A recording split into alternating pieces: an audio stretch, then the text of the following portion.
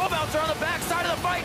Doublelift goes down immediately, even with wild growth. And now they're trying to recuperate. Bjergsen coming in as Fence Garen and Hanser die at the same time. Bjergsen's now on the ground. And Immortals come out huge from the top lane fight. Immortals in 2 games takes down TSM.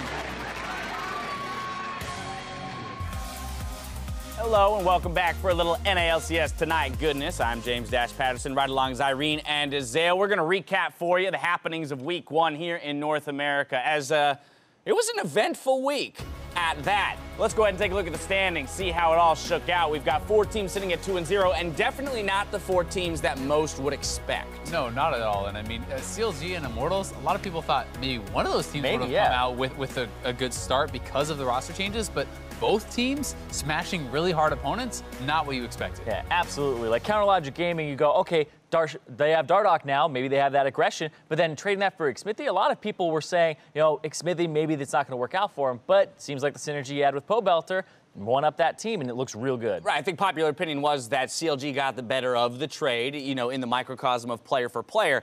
But guess what? Xmithie is still doing tons of work over there on Immortals, getting the carries fed. And I think it really goes to show, once again, League of Legends is a team game. It's not about only individual skill. It's about leadership qualities. It's about synergy. It's about, you know, filling the role that the team needs. And this is what Xmithie is proving. You know, maybe he's not the mechanical player that Dardoch is, but he doesn't have to be. And he's making it look much better than when Dardoch was with Immortals. Yeah, and it's crazy, too, because you go back to spring, Xmithie had the most deaths out of any jungler, and he's second most in the entire damn league, and now he's turning it around, which is crazy, showing that his sacrifices are actually not, I guess the way to put it, right? That he's actually having now, like, Flame and Pobelter are getting so much off of what he does, and that's really good to see for Immortals. You talk about it being a team game. Let's talk about some of the teams and games as we saw them this week. The first one, I do what I can, The first one, Immortals versus TSM. This is one of those kind of big upsets, I'll call it, only because this is our first place team from Spring Split with the upgraded roster back in Doublelifts in the lineup. Yeah, this was a really kind of awkward game from TSM for sure. The 2 games back-to-back of Galio mid with the Courage of the Colossus put Bjergsen on kind of a champion that wants to play to the side lanes, and they put Hanser on things like Fiora, etc., where it looked like they were trying to play away from mid lane as TSM, and that's almost never been a great strong suit for them. I will say, though, I mean, when you look back to Summer Split, one of the strengths of this team was that they could play every style, right? You're supposed to be able to have carry top laner. You're supposed to be able to play to your AD carry. It doesn't just have to be about Bjergsen. So I think that the composition makes sense. You draft Galio, has super strong wave clear. It has assistance to a side lane swim pusher like Fiora. So the composition makes sense. They just didn't end up playing it as well as they would have needed to take down Immortals. And I'm willing to say it is a really big upset because most people's early season power rankings had Immortals as like a 7th, 8th place team, like not even in playoffs. And we talk about Xmithie, okay, well, he's the new member of Immortals, but now we talk about the effect overall and the development of the team, and I got to look at the top lane and say, hey, coming into the split in spring, we were talking about Flame, someday these aggressive top laners who should gain advantages and be able to carry teams, but we never really saw them able to sync with their teams fully, right? Always maybe some communication mistakes and whatnot. But here, multiple times evidenced in beautiful 5-man dives or syncing up teleports with the team and actually executing in a way that suggests the communication's on point. Yeah, and Xmithie is definitely a facilitator of communication now as they've been moving forward, which is something that Dardoch really isn't. Dardoch kind of clutters comms with random things like, oh, you know, I might get caught backing here, etc., and it's not relevant to the game. And I've heard that feedback a lot from players who have actually played with him, saying that, you know, he can have those passive things in comms or passive-aggressive things, whereas Xmithie just keeps things rolling. So freeing up Flame, talking about what they're going to do next, etc., is really what's showing on Immortals. I think that just the development of the team as a whole has really been a treat to watch as well. I mean, you look at the bot lane here, too, from the beginning of spring when they were kind of considered a joke to now they are a very strong bot lane, and they can compete, they can carry, and you know, Cody-san in particular, this guy is very new to the scene and doing extremely well. He just had his rookie split last split, and then let's not forget that Ole here is just an absolute monster on more proactive and carry-like supports. I got to push us forward to our next series, TSM versus C9, rematch of those spring finals. TSM comes out on top 2-0. And again, what we thought might be a slightly more competitive series ends up not being. By the way. Yeah, that was so good. But yeah, when everybody told me about this game, because I really didn't get to like watch it completely at the time, everybody's like, oh, this is going to be like it ended up being a smash, right? When I went back and watched it, there were a lot of moments where it was back and forth. It was actually not as crazy as people thought it was in terms of like one team winning over the other. Yeah, I actually think that they were quite evenly matched. Most of the time, it just came down to like one moment in the game. I mean, you look at like game 2, the Baron. Yeah, like this Baron went so bad for C9, but before that, they had been playing very evenly. They were playing pretty strongly, and I think, you know, the sky is not falling for Cloud9 just yet. People are freaking out. They're 0-2.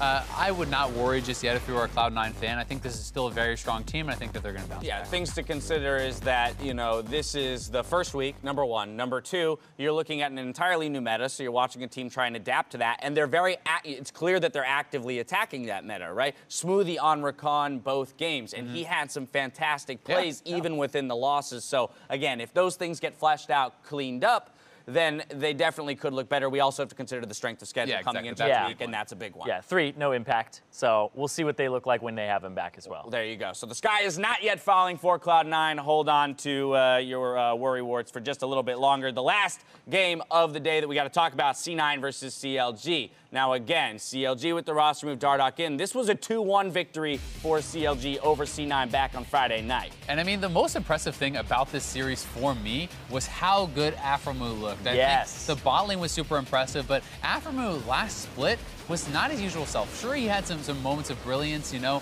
but this was Aphromoo at his very best on playmakers, making plays, crushing the game. And when you have a guy who is known as one of the best in-game leaders in the league, who's shot calling and playing this well, the sky's the limit for this team. Like, they could go really far. Well, and then let's talk about how that affects Dardoch, because as you mentioned, whereas Xmithie kind of can help with the team communication, and Dardoch might not necessarily be up to par in that regard. Well, if you got a leader like Aphromoo, a lot less of those responsibilities even fall to Dardoch to begin with. Exactly. I've actually talked to Dardoch about this. Aphromoo keeps him in check. You know, one of them takes care of the early game. Aphromoo has that late game shot calling. But if Dardoch ever has those moments where he does have those things that are flooding comms, Aphromoo hits it right there, calls him out in comms and says, hey, you're saying some random stuff. And then he just goes quiet. And then he'll continue from there. So it just kind of hits the reset button. And that's so good for a player like Dardoch who can get in his own head. Yeah, I'm really excited to see Dardoch over the next 9 weeks. Let's really see if he rises to stardom. Yeah, I agree. And I mean, one of the most exciting things for CLG fans to really get amped about is the fact that Dardoch has not had his carry performance. Yeah. Dardoch is going to carry some games. Like, this guy will have his games where he goes off. He has every season that he has been in, whether the team is doing well or the team is doing poorly. And you can certainly expect some of those carry performances, but he hasn't had to turn them in yet for CLG to have victories. Well, his carry performances will come. Let's talk about some of the carry performances that we had this week. Our OP5 for the NALCS, starting in the top lane, Dignitas someday. Absolutely. This guy was a monster in the top lane. It was really kind of between him and a few other top laners, like maybe Darshan, but then all of a sudden today, just completely wrecks on Lucian and Fiora back to back. It was Kobe said it, someday fun day for him. Yeah, I mean, the funny, like, this also could have gone to Darshan in the top lane, who I think played pretty well here too. And then you would have had essentially the full old school CLG lineup, which they actually won a championship with before, which we maybe should have just swapped just because it's hilarious. Just for the sake of it. But you gotta love that. I mean, these guys have been around for a long time. They're having success, and I think it's so nice to see guys like Pobelter and Xmithie, who have not been getting a lot of credit, really succeeding, because Pobelter is someone that, you know, way back when he was on EG and even like Winterfox and all these teams, people were waiting for him to blow up. That's like the guy with the most potential, and now finally maybe he is getting to shine a little bit more. Absolutely. We moved to that jungle. Of course, you saw it on the graphic, but Xmithie picking it up for Immortals right alongside Pobelter in the mid lane. Maybe we talk about them together because so much of their success came from the two of them working together. There were some really great plays from Xmithie. The jungle may not completely fit the meta for him, but I think when he has Gragas, easy to pull it off, and he's able to make those plays. So I love that he's stepped up as a leader, but he still has those in-game score lines that really do back a good performance from him that transitions to Pobelter too. I also think you can be a little bit excited if you're an Immortals fan, because Kindred is coming back into meta perhaps, and he was always very good on Kindred. That was kind of one of his carry picks that he was really strong on. Sejuani, all jokes aside, he was a pretty solid Sejuani player. That is a pick. Gragas, Olaf, like all these are solid for him, and just the fact that he seemed to mesh so quickly with the team, is very promising. And you know, Pobelter is a person or a player that throughout his career has been the subject of lots of praise and lots of criticism at very different times polarizing. based on performance, right? Yeah. And I will say that on the outside of the season, once again, he was tasked with something very difficult. He had strong opponents in his game, and yet he comes out and he performs against Jensen right along Smithy and put together a lot of carry games on, you know, picks like the Ari or the Syndra. Yeah, I think that Pobelter, for sure, ever since the start of his career, like you were saying, has kind of been like, people say he's good, and then other people will be like, what are you talking about? And it's really kind of, you either consider Pobelter to be somebody who has the potential to be a top mid, or that he's kind of just been carried a whole bunch. And I think that this split so far, he's showing that he has that intact synergy with Smithy, he can play around the team, and that he stepped up, and he does have the ability, and he does have the skill. Our final two in the OP5 are his former teammates, 6A, Aframu. Again, these guys were touted as one of the best bot lanes in the league. Spring split didn't necessarily deliver. As we said, we were looking for more out of Aframu. Well, here they start out on fire. Yeah, they really did. And I mean, I think that when Aframu is playing really well, he's going to enable Stixxay that much more, because Stixxay, I think, is one of the best mechanical AD carries in the league, period. Like, he's such a strong player when you look at him at his best. And I think that having Aframu to enable them in lane, you know, if they're doing well in lane, they can certainly carry games late, because even in spring split, when they were often doing poorly in lane, dying and stuff, you would still see those carry performances turned in by Stixxay. So if they can succeed early, I think they're going to succeed late. Yeah, and moving on to Aframu from that, I actually got to talk to him about playmaking supports, and he was telling me that because Doran's shield on 80 carries is so prevalent, you don't have to play Karma, you don't have to play Zyra. They won't kill you in lane because you'll just sustain up with these potions and the regen of the shield. Play a playmaking support, and now he's enabled to do that. We saw him play the Bard. We saw him play a fantastic Rakan. I was about to ask, was his the best Rakan of the weekend? I think so. Okay, Yeah. so easy. Wait, the bar has been set. Aframu's Rakan. I mean, wouldn't expect it to be any other player. We'll see if anyone else throughout the supports in the league can match him. Final subject we got to attack here is our Twitter question of the day. We were asking you guys at home, who do you think is was the best offseason roster change? First up, we have Marcel Hansen, who said, can there be something better than Doublelift's return to Team Solo Mid? Well, the answer, yes. Yeah? So far, I mean, you know, it depends That's where true. you're sitting. But I mean, for Immortals and CLG, things are looking pretty good. That said, Doublelift, he was the undisputed AD carry king when he was, you know, back with TSM previously, and I think that they will likely get back to that goal. Yeah, you need a little bit more of that professional play practice after, you know, having to get the rust off of solo queue and be back in the competitive environment. But also, I gotta say, all the other teams are actually playing better as well overall. I'm noticing slightly better macro play from pretty much everybody across the board, and everybody just seems warmed up from spring. It's kind of a tough thing to call, because you would say, you know, with familiarity in mind, knowing that this roster did win Summer Split last year, you want to say that if that's their ceiling again, this is a really solid roster change.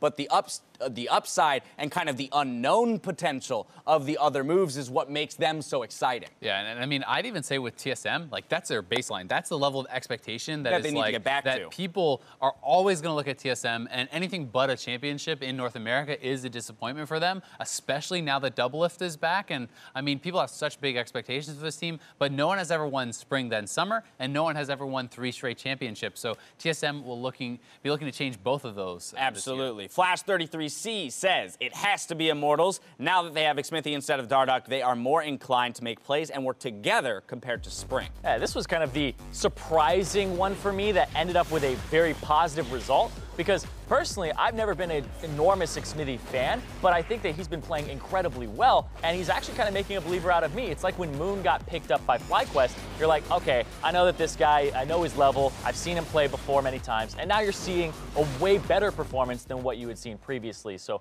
definitely having really just an upgrade for them, and in terms of the overall team play around their jungler, and I'm excited. Yeah, I mean, he fits in so well, but I would say everyone was a fan of him in North America when he was stealing Elder Dragon at MSI and getting them to the finals. So he's had some good performances and certainly has earned his due. All right, lastly, we have Anders, who says, getting Dardoch on the team makes CLG far better overall, and they now have a real chance to take back the throne at the North American LCS. I mean, I agree. They do have a real shot of it, but wouldn't it be something if it's a Smithy who ends up blocking them in the finals, you trade for Dardoch? That would be, I think, amazing story-wise.